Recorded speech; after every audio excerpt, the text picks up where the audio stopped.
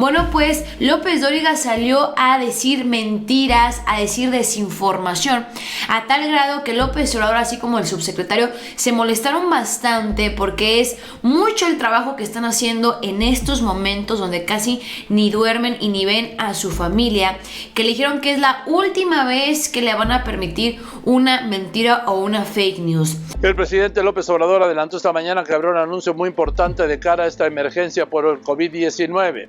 Advirtió que lo que viene es demoledor y que el presidente no puede distraerse en otros asuntos como adelantar la revocación de mandato. Hay que quitarnos ya esta idea de ahí viene la fase 3 y ya viene el gran anuncio y ahora sí. Bueno, no, usted dijo no que funciona va así. a venir. ¿Va a venir? Por eso lo pregunto. ¿Va a venir? No es una cosa que se programe.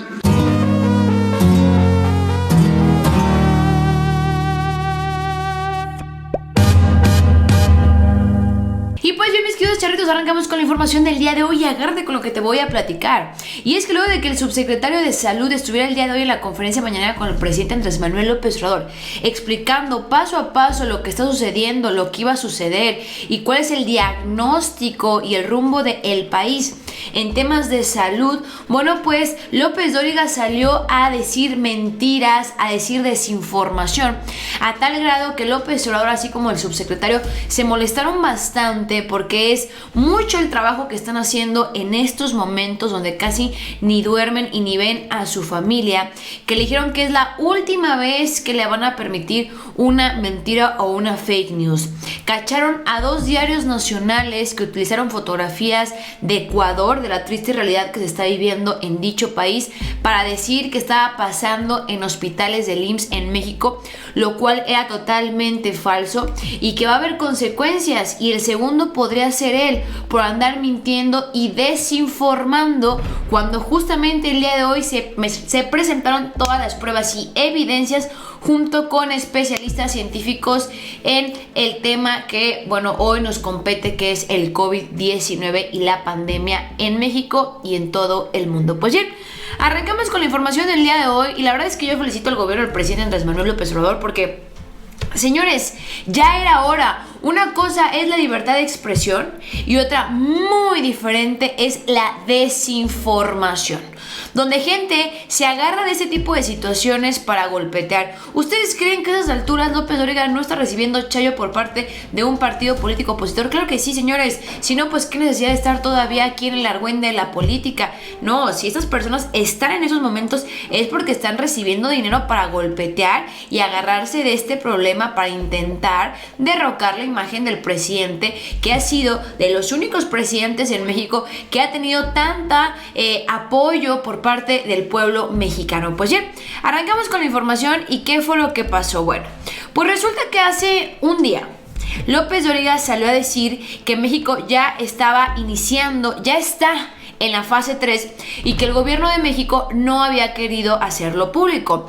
Les confirmo, mañana será decretada en México la fase 3 por la pandemia de COVID-19, donde aseguraba que el gobierno estaba ocultando información, donde el gobierno estaba mintiendo, donde el gobierno no estaba diciendo la verdad. Y aquí dice: vuelven a desmentir a López Dóriga, falso que en México entre hoy a fase 3. Pero ¿qué fue lo que sucedió? ¿Qué fue lo que dijo el subsecretario? Que le pusieron una arrastradora a López Dóriga, pero también lo más importante, le pusieron un estate quieto. Bueno, pues vamos a escuchar exactamente qué fue lo que dijo el subsecretario para que vean cómo retuercen la información. Vamos a ver el video. Expertos y expertas en matemáticas aplicadas, epidemiología matemática. Digo más de 7 porque 7 de manera directa participaron, pero a su vez hemos estado en conversaciones con otros grupos también de personas fuera del país, en instituciones académicas en el extranjero, varios de ellos mexicanos, muy talentosos y muy conocidos en el uso de las matemáticas en la epidemiología. Y lo que vemos ahora es ya no una curva teórica, sino una modelación matemática basada en los datos reales, pero que con el uso de ciertos métodos muy reconocidos en las aplicaciones matemáticas a la epidemiología nos permiten ver lo que hubiera pasado y lo que está pasando. Lo explico.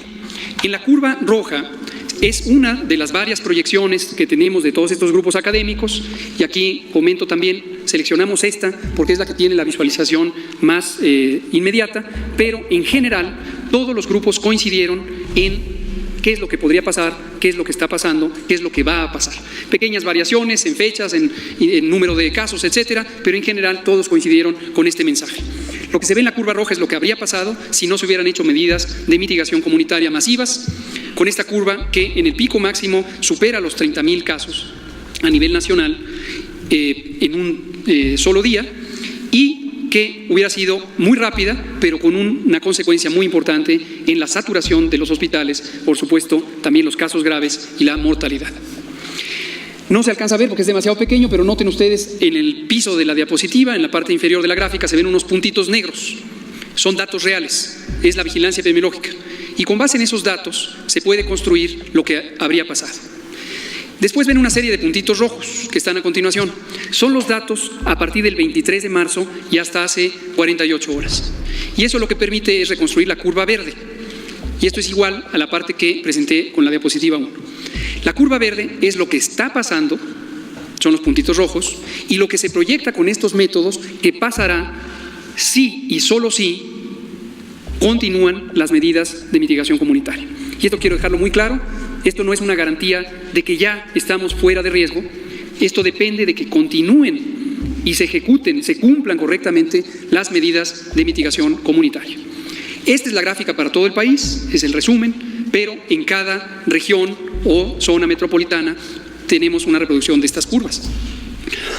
Y podemos ver importantes diferencias de las predicciones, del éxito de las medidas de mitigación.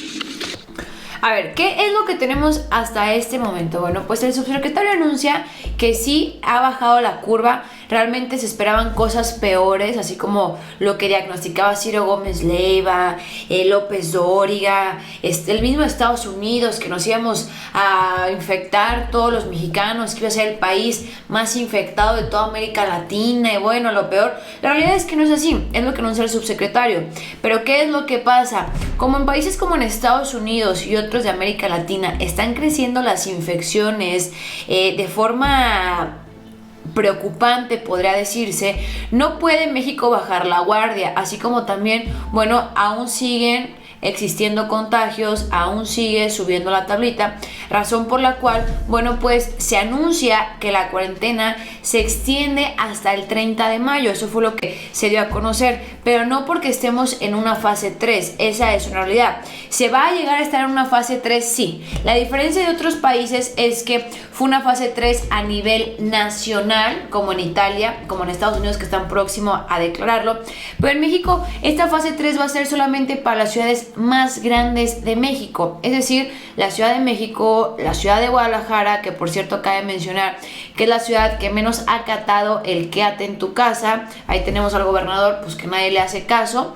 Entonces vemos aquí lo interesante, va a llegar una fase 3, pero no para todo el país, sino para las ciudades más grandes y que han tenido mayores contagios. Las pequeñas comunidades, pueblos o ciudades pequeñas se les va a pedir que se queden, que no salgan, que no se vayan a las ciudades grandes con el objetivo de no infectar todo el país. La realidad es que ha sido una buena estrategia. Y el que no lo quiera creer y el que lo niegue es porque les arde, señores. Podemos comparar lo que está pasando en Ecuador, podemos comparar lo que está pasando en Italia, en Estados Unidos, especialmente en la ciudad de Nueva York, y realmente en México no se ha visto nada igual. Aunque les duela y les arda, hay que saber reconocer cuando las cosas se han hecho bien. ¿Y por qué se han hecho bien? Porque a pesar de que no estamos en una fase 2, el gobierno de López Obrador declaró una fase 2 y con el dolor de su corazón, aunque sabe que la economía se va a estancar un poco, pero aún así sabe que se van a salvar vidas y que no se van a colapsar los hospitales. Hoy no se anuncia una fase 3, pero está próxima a anunciarse solo para ciertas ciudades. Sin embargo, bueno, pues Ciro Gómez Leiva mandó a su reportera a querer confundir la información y bueno, pues aquí también pone en pareja a la reportera de Ciro. Vamos a escuchar el video. Grupo Imagen, para preguntarle con base en lo que dijo el subsecretario, solamente para clarificar, la fase 3 como tal, en las zonas en donde está el alto contagio, ¿cuándo se declararía? ¿Hasta la próxima semana? Se hablaba del día 23, se ha hablado también del día 19 de abril. ¿Cuándo sería esto? Sería mi primera pregunta. Pues eso tiene que ver más con Hugo. Y adelantar también el porcentaje de población que abarca estos municipios que no tienen contagio y los que sí tienen contagio? Porque creo que es un dato que no localicé en las tablas. Sobre esto, más tarde vamos a poner la lista completa de municipios con su población. En este momento le digo un número muy grueso, es cerca de 27% de la población, pero no se quede con esa cifra. Al rato lo vamos a publicar con el dato exacto del número de población de acuerdo al censo que residen estos municipios en cada categoría. Y respecto al tema de la fase 3, aquí lo hemos venido diciendo, pero lo quiero volver a plantear. En la narrativa pública se tiene esta apreciación de una progresión lineal de menos severidad de las intervenciones a más severidad y a más severidad, y como si fuera relacionada con el número. La fase 1 es menos intensa, la fase 2 es más intensa, la 3 más intensa, 4, 5, 6. No funciona así. No funciona así. Aquí se trata de un uso racional de la evidencia científica para tener la mejor combinación de intervenciones que llegue al punto óptimo, al más adecuado punto de balance entre el control de la epidemia y que no haya daños a la sociedad. Esa es la idea básica. Entonces, no hay una sola progresión de que cada vez es más severa las intervenciones, ¿no? Como lo acabamos de mostrar. Aquí lo que tenemos que analizar, y esto es específico de cada país, como se puede ver incluso de cada región. Entonces, perfectamente puede ocurrir, ha venido ocurriendo, y lo hemos respaldado en todo momento, que haya regiones que tienen un escalamiento más rápido de las intervenciones de restricción de la movilidad en el espacio público. El Valle de México. Desde hace casi 4 semanas se estableció este comando de coordinación o grupo técnico de coordinación de común acuerdo entre la jefa de gobierno de la Ciudad de México y el gobernador del Estado de México. Está apoyado por múltiples instituciones, tanto federales como locales, y se toman decisiones que no guardan una relación temporal estricta o idéntica a las disposiciones nacionales, porque a nivel nacional nosotros tenemos que velar por el conjunto de todos los municipios, de todo el país. Y el país, como lo mostramos en el mapa, tiene distintas epidemias. Es casi como si fueran distintas epidemias que actuaran de manera independiente, ¿no? Entonces, hay que quitarnos ya esta idea de ahí viene la fase 3 y ya viene el gran anuncio y ahora sí. Bueno, no, usted dijo no que funciona va así. a venir. Va a venir. Por eso lo pregunto. Va a venir, no es una cosa que se programe. Lo que sí se programa y se analiza todos los días es el momento de oportunidad. Nosotros diseñamos las intervenciones. Eso es muy importante porque quiere decir, si tú escuchas la fase 3, no quiere decir que ya estamos igual que Italia, que estamos como estuvo China o como está Estados Unidos en ese momento.